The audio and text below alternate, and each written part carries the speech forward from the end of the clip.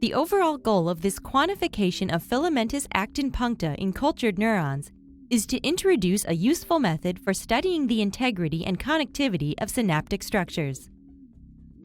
This method can help address key questions in the neuroscience research field about spinogenesis, synaptic plasticity, and synaptic stability.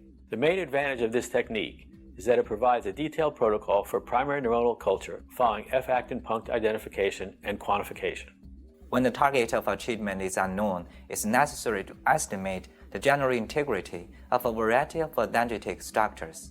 We first had the idea for this method when we were studying the neuronal damage induced by drugs of abuse like cocaine and HIV toxic proteins like TAT and GP120.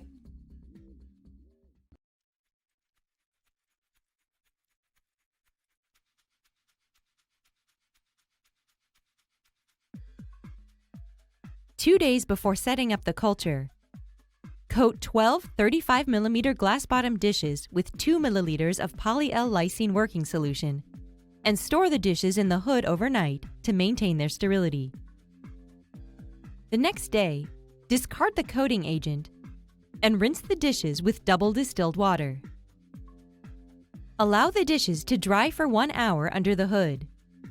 Then transfer 2 milliliters of plating medium into each dish and incubate the dishes overnight at 37 degrees Celsius and 5% carbon dioxide. On the day of the culture, place the harvested brains in a petri dish containing cold HBSS. Then, securing a brain with tweezers, use the curved forceps to separate the hemispheres and to remove the meninges.